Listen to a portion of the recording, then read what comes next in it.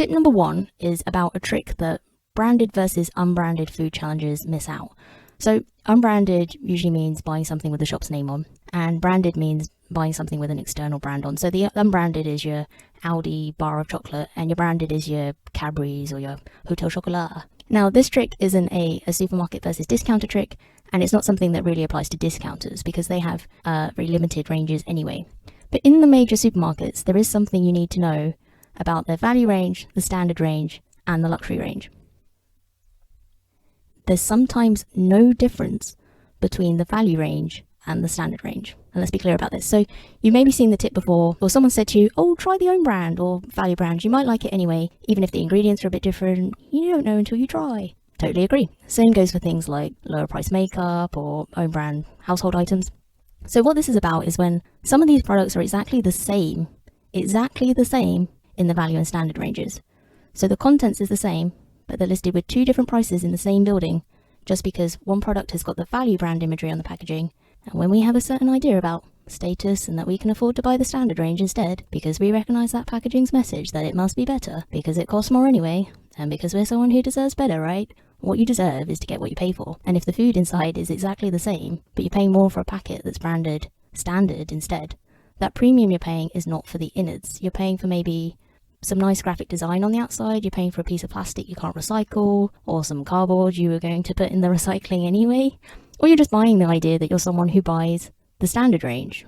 Just like someone buying, the premium version, that is more likely to be a totally different product. But it's the same thing again, you're also buying into the idea that you're not someone who buys economy products, because then that would say something about you and what you've accomplished in life. It's not much of a... Sorry, what was that? I'll leave that in because, we're all friends here, it's fine.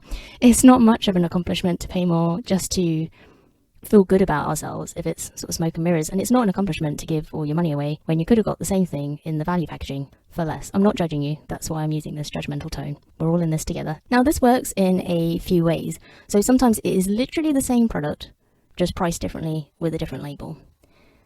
Now, other times, the standard range will have slightly more beneficial packaging than the value range, and that's how they justify the price difference. So this is things like a resealable bag rather than putting a clip on the bag yourself. I tend to find most of the resealable packets don't actually reseal very well and end up having to seal the bag or the box myself another way anyway. So if you're paying for that kind of convenience, I'd ask if you can DIY that convenient feature yourself and save a little today but a lot in the long term.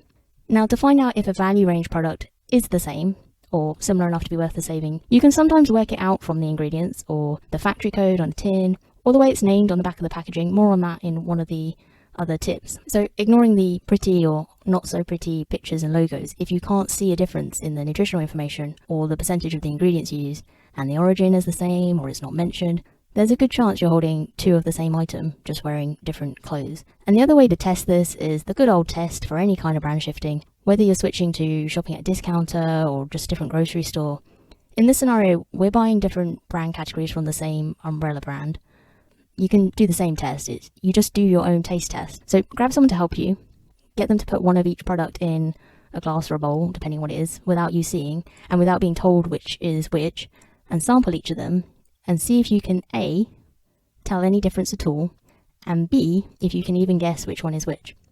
Now, Super Shoppers love doing this, but also other shows use this to prove a point all the time because it is effective. So I made a post on my blog rounding up so far all of the taste tests that I've featured if you want to pick somewhere to start or just see what the results of those were. I'll keep that updated whenever I talk about a taste test. I'd like to add some of my own in future too, because I'm getting into trying things like alcohol-free drinks more and eating plant-based more, and sometimes I just don't have a frame of reference for that. It means swimming in a new shopping ocean potentially. I don't want to drown. Can I give you some advice?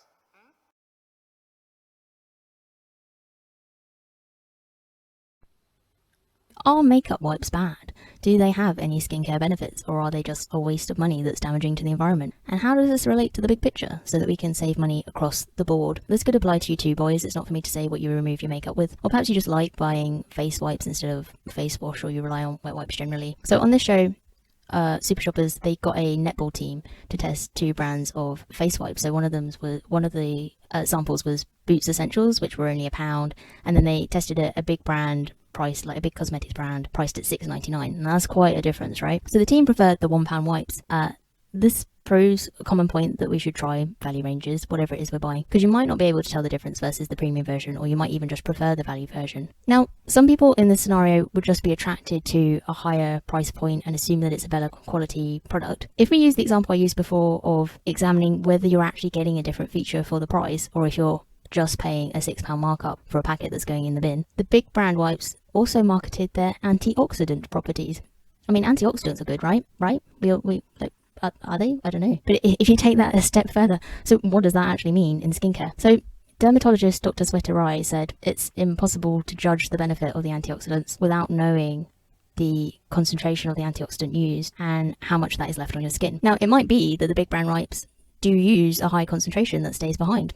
Don't sue me. But do you want to pay more for that reason, just in case? Because you actually have no way of finding that out. So Dr. I hope I'm saying her name right, suggested if you're worried about aging, we should be using SPF, quitting smoking, eating healthily, which can be a subjective term anyway, and being active instead of paying for something that might have some beneficial antioxidants in it, but you really have no way of telling. Now, you can buy SPF from a discounter. Quitting smoking would save you money, and I've argued in so many blog posts that eating more nutritiously, getting more active, they don't have to be contrary to financial goals. They actually might both save you money, although they do tend to be presented as the opposite, and then people use that as a barrier to not do those things. What are we spending on just because of the brand name? Are we paying extra because of something on the label that sounds good? We don't actually know what the benefit is, if there is any. Could you swap that for something that's either free, or you're already paying for something else, like sunscreen, for instance, that gives you the benefit you're looking for? Now, obviously, there's been a big backlash against wipes that aren't biodegradable as well. There is one long-term investment for this, which saves you time and energy buying replacements, or making brand decisions, or comparing prices, or potentially just wasting your money in the first place. And that is, you can just use a flannel and warm water and throw it in the wash that you're going to do anyway. It's not convenient for on the go, but it's an easy change to make at home, to either buy less or stop buying it altogether, or try the value brand and see how you like it. And if you're like, well, I don't know, wipes are just so quick, like I don't have time for this. How much time do you spend like shopping around for makeup wipes, trying to work out what it says on the packet? If there's a dermatologist who disagrees with this as well, by the way, please speak to Dr. Rye, not me, because admittedly I'm not a dermatologist. So sustainable makeup wipes aren't bad by definition if they do what they're supposed to and clean your face without going to landfill. You can also find wipes that do what you expect for less, and beyond that, a good habit to develop is querying what is your expectation with skincare products, and are you just being swayed by something on the label that you can't explain or verify, and neither can science, so that you're spending 7 times or more the price of unbranded just for funsies when you could have that money instead. I've also blogged about antioxidants in food labeling and whether that's something worth paying more for, so I'll link to that in the show notes. Spoiler alert, you'll probably save money.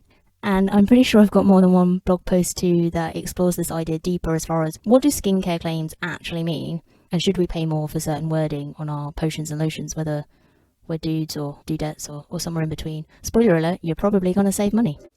Tip 3 to save money on your shopping fast relates to when to pay attention to brand claims. Now, you're most likely to be caught out by this by something that's been repackaged. So maybe you already buy it, but you notice that it's had a redesign, there's some fancy new claims on the redesign, or you notice something for the first time, and the reason it's jumping out at you is because there's some jazzy brand claim crying out to you. So some of us buy on automatic and don't really acknowledge what's on the packet, because in merchandising you can end up with a form of consumer blindness where people just don't read on what's on the packet. This happens in a lot of workplaces as well, right? Like do you know where the fire exit is? Because we get so used to seeing those signs that we don't actually see them after a while, if that makes sense. Or do you have like a staff room or a notice board in an office where you can see what's on the wall or on the board all the time, but you actually have no idea what's on the wall or what's on the board? But it's also possible to make a decision based on a claim without necessarily realizing that that's what's informed our decision. On your next shop, when is a brand claim worth paying attention to? What if it says new improved recipe or 10% less sugar? How about fuller and thicker hair on your shampoo bottle? In the small print, it will usually clarify for legal purposes what these claims mean, and more often than not, they're pretty vague, or the comparison is moot. The TV show Super Shoppers found one shampoo claimed fuller and thicker hair on the front of the bottle, and then the small print on the back compared this to unwashed hair. So, funnily enough, dirty hair that's lank and sweaty after a go-around with Joe Wicks that came out wrong, will look thicker and fuller after a wash. Now, it would be impossible to read all the small print on every single product. However, this goes back to my other tips about not assuming you're getting a different, better product if you're buying from different categories from the same brand, and not assuming that just because something costs 7 times the economy brand and comes from a big manufacturer, that it's going to have any visible benefit or make you instantly happier. So if you find yourself picking up something new or more expensive than usual, ask yourself if you're being sucked in by a comparison on the front. So see if it actually specifies what they're comparing it to, because everything's relative, right? And something else really important, if you argue that you don't have time to research your purchases or really look at what you're being sold, how do you know that you're buying what you really need? It takes a few extra seconds to check this stuff, and fair enough, if you're doing a really big shop, times those seconds by all those items, that's a chunk of your life, right? But carrying on in the same way might be a false economy. So those seconds might save you a huge amount when you realize, I don't even know why I keep putting this in my basket. And it's because we don't take the time to stop and assess.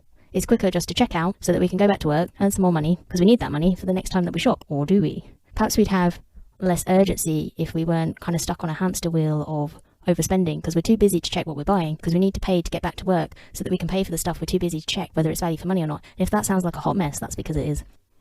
Sorry, I just dropped the mic. Now, a cousin of these kind of claims is the use of marketing names versus legal names. So this might not be down to repackaging, it's just very common with processed food especially. So you're technically getting 2 tips in one here. So I talked previous about a marketing name that's attached to a year in the past. It doesn't mean that that product was invented then because the seller didn't even exist back then. But it's also possible to have a marketing name on the front and a legal name on the back. So a really quick and easy way to turn yourself off buying processed foods, if that's a money drain for you, is to look at the legal name versus the marketing name. So if a packet that says hot dogs on the front, it might say on the back, for example, mechanically separated meat, turkey, and brine. I like how the legal name refers to meat separately from turkey. I'm sure there's something to be interrogated there. Or how about the pack of cheese slices legally defined on the back of the packet as food slices? I'll just repeat that. Food slices made from a mix of skimmed milk concentrate, palm oil, and cheese. I have used cheese as currency to barter before, but that's not going to cut it. So the legal definition. How is food slices? How can you legally define something as food slices, but something that's called cheese on the front has to have a legal name on the back that includes cheese includes cheese in the ingredients, but I don't know. It's all very confusing. Remember, Coca-Cola is just a sparkling soft drink with vegetable extracts. So it says it right there on the bottle. That one's not really a secret. I think with this, you want to develop a habit of always paying attention to brand claims. But then once you've checked what it really means, you'll learn to disregard any claims that don't have a meaningful basis. And you'll likely learn what it's like to buy less processed food, which can have innate savings anyway. And again, if you still feel like, I don't have time for this, look, make it fun or something. Like, take a friend with you and just see what you can find that makes you chuckle. I don't know. These are all just ideas to try.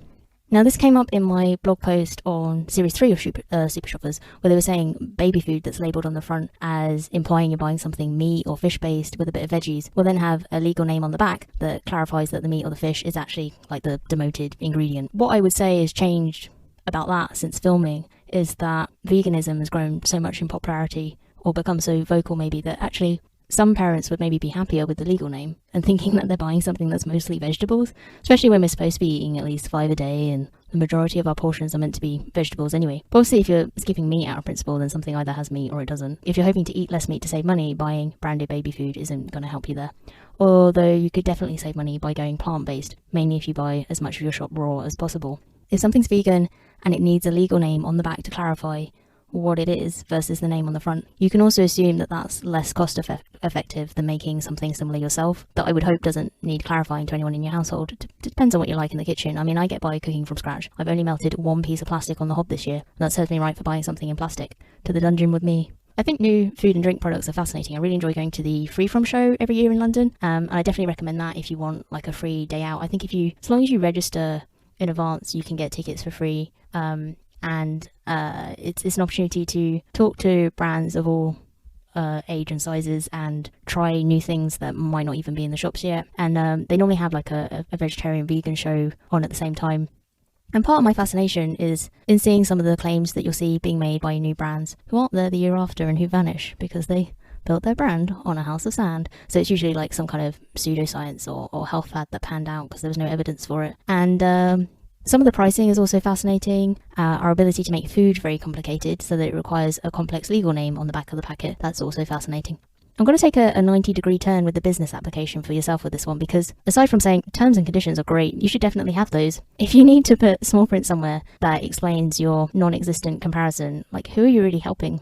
I think big brands get away with this, but it's not something to emulate. You played yourself. You're DJ Khaled in his walk-in wardrobe, looking at his wall-to-wall sneaker collection that cost a fortune, saying you played yourself. And if you want to sell your baked goods in the neighborhood or like meals via Deliveroo, and they eventually end up in a packet on a supermarket shelf, maybe just try to have the legal name be as close as possible to the marketing name.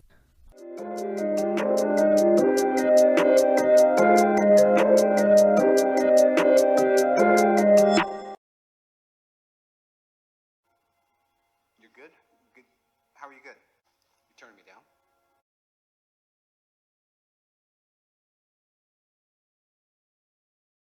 So not all the comparison sites have every insurer on their site, and different insurers can be cheaper on one comparison site than another. If you've never looked this up before, then that might be news to you. If you've done any kind of research into money management before, then you've probably seen that mentioned a lot. Did you know that Confused.com is owned by the Admiral Group, and there can be other conflicts of interest too, which sort of raises the question, should we just avoid them altogether? Like, how did we end up here?